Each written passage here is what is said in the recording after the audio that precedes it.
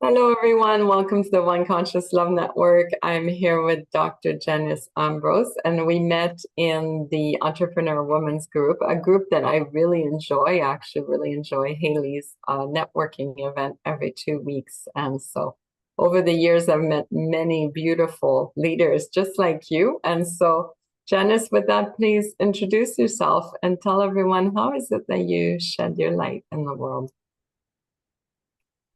My name is Dr. Janine.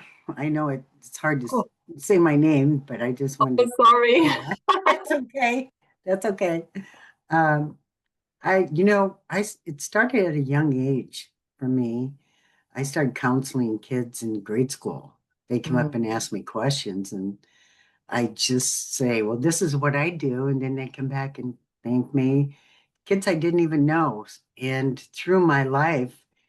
I'll be someplace having dinner. When I was married, I was sitting in a restaurant and this person came up and started talking to me and told me their whole story of their life. Mm, And after they left, my husband said, "Did you know that person?" And I said, "No." So counseling's kind of been my journey, as well as I'm a composer. I do sound frequency healing. So I just, beautiful. even though I played classical and was in a rock band when I was younger, um, now I do frequency healing through my music. Mm, And then I do art, and I've written poetry and been published. My doctorate's in philosophy, alternative therapies and medicines, and I teach metaphysics.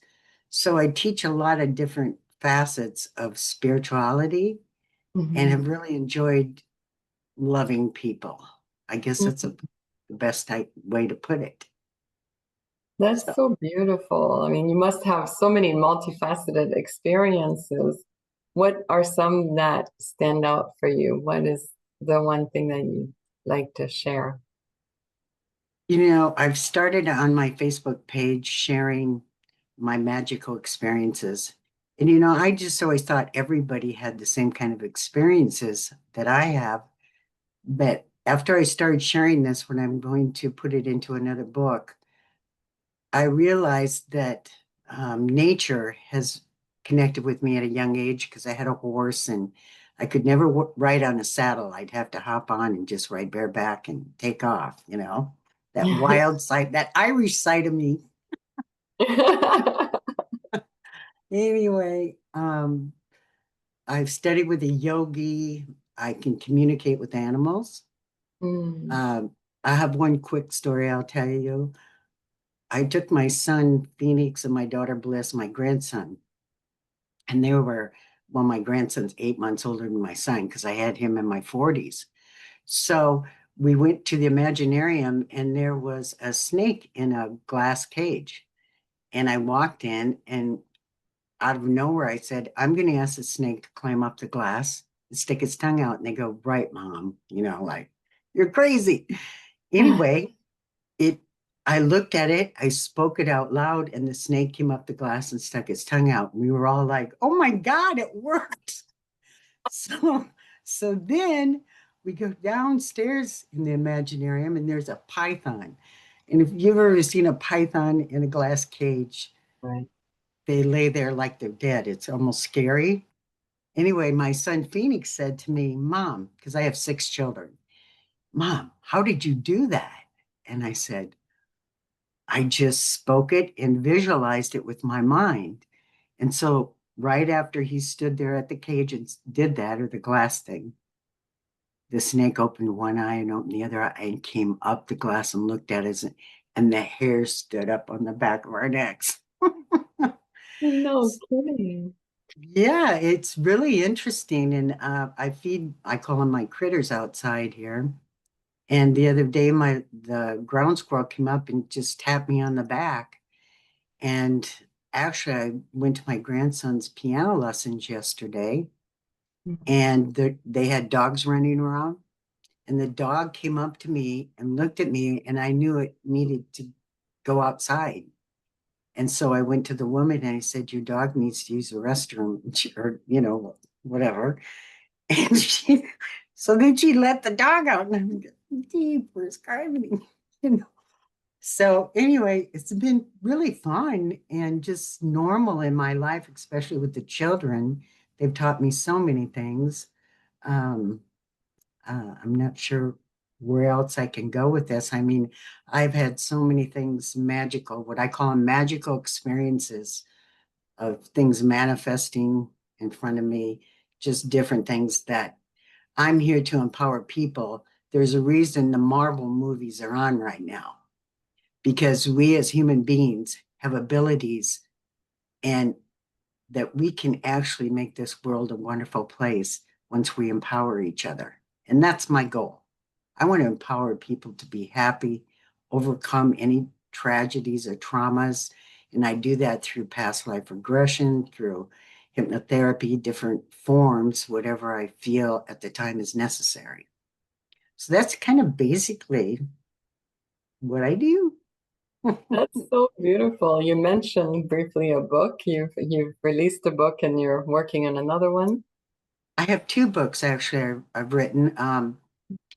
The first one, when my son was young, he, he had ADD and he was being naughty. So we started laying down at night. I started making up stories where he was a hero. And I let him help me write them to be a part of it.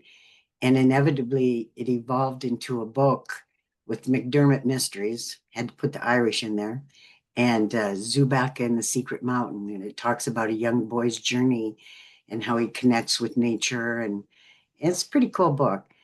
Mm. Anyway, and the other one is Achieving Self Mastery. And I say achieving because it's never ending. Um, and I had a friend help me put that one together. So this next one will be about my magical experiences. Oh, that's so beautiful. I love it. And in your achieving mastery, what do you go over? How does one go about doing that? Well, it's a body, mind, spirit. Mm. So you have to take care of your body. I exercise, I do saunas, steam rooms, swim, yoga, which I've created on my own, basically my own yoga, which I've been showing. Um, and chiropractic, I don't really go to doctors. I go to chiropractic and acupuncture and my mental mind because I really believe, and what I've seen is a lot of illnesses, it stems from emotion. So one of my affirmations is I release emotion to understanding. Because if we can look at any situation and understand it, we can know what our part is in it instead of perpetuating it or giving it energy. And we can help in a better way. So that's part of my book. There's like nine things that journaling, writing down what you want, it releases it in the ethers. I don't know, there's all kinds of facets in it. Sounds beautiful. It's lovely. Yeah. That's amazing. And so how do people go about working with you? Are you working in person, online? Well, right now I'm pretty much online. Hmm. Although I'm doing the podcast and eventually I'd like to travel and lecture more. I do a lot of lecturing, showing people how to see auras, how to see in their body. It's really easy. The whole thing about spirituality that I found is it's simple. It's not this complex, heavy seriousness that I see so many people do because I like to laugh. So in my classes, we interact and we laugh a lot. And I usually start the meditation playing the piano to open their frequencies Mm. with my music because I just close my eyes and channel whatever notes come in that affect the frequencies in their body.